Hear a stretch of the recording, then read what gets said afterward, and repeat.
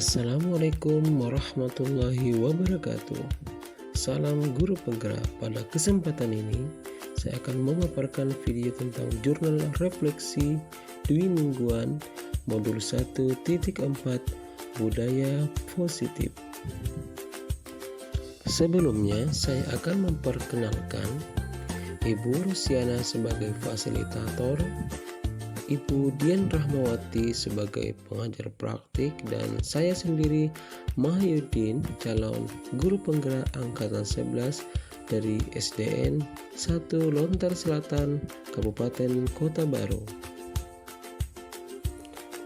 Pada jurnal refleksi kali ini saya akan menggunakan model refleksi Six Thinking Hats atau teknik 6 topi.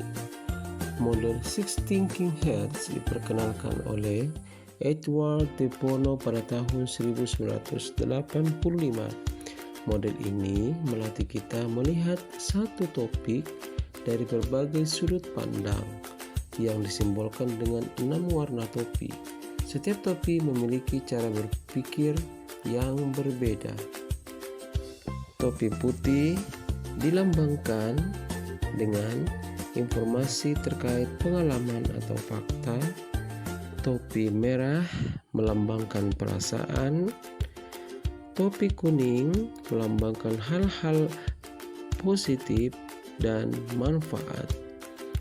Topi hitam melambangkan kendala atau hambatan.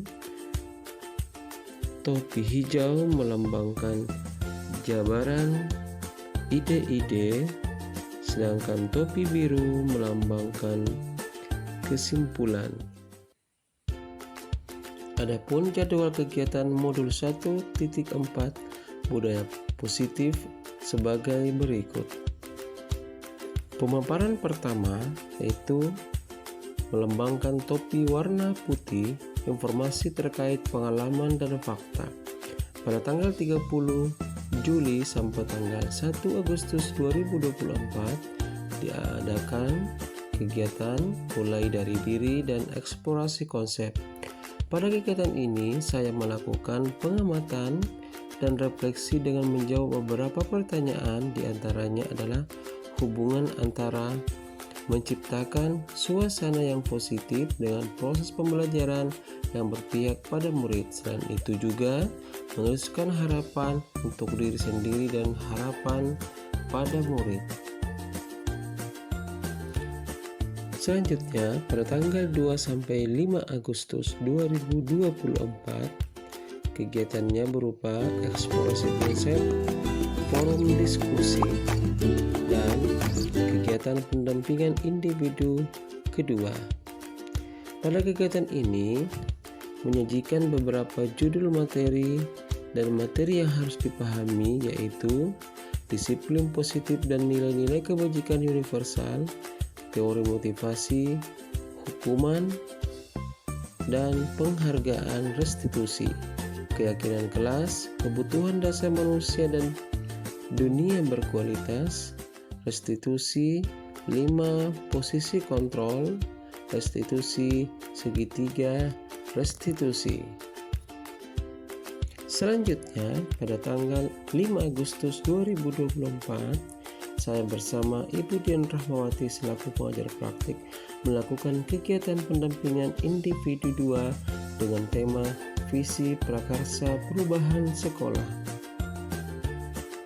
Melalui diskusi bersama kepala sekolah dan rekan sejawat.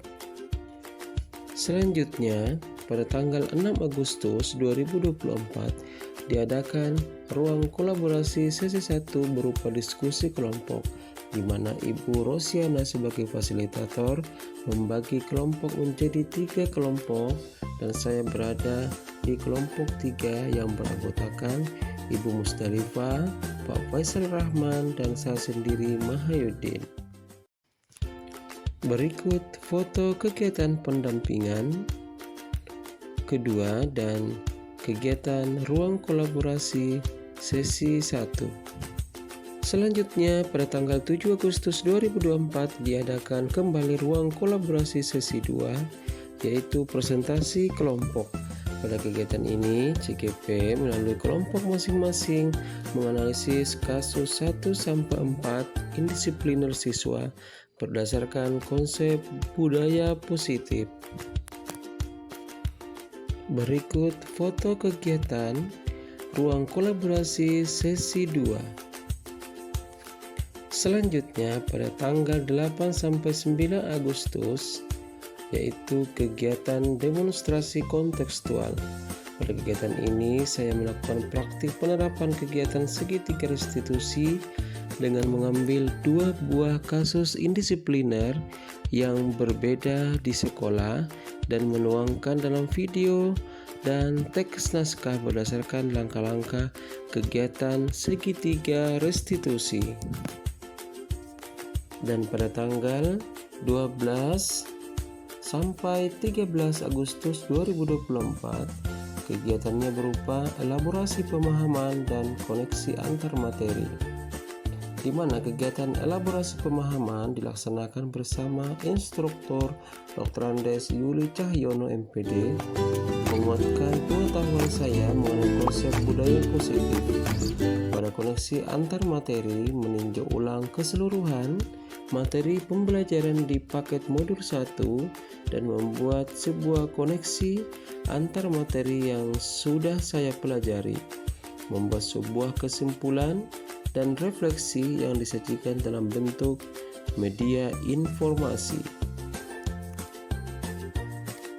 Selanjutnya pada tanggal 14-19 Agustus 2024, penyusunan aksi nyata dan post-test paket modul 1 tepatnya pada tanggal 15 Agustus 2024. Aksi nyata dilakukan dengan menyebarkan pemahaman dan pengalaman kepada rekan sejawat terkait penerapan budaya positif di sekolah.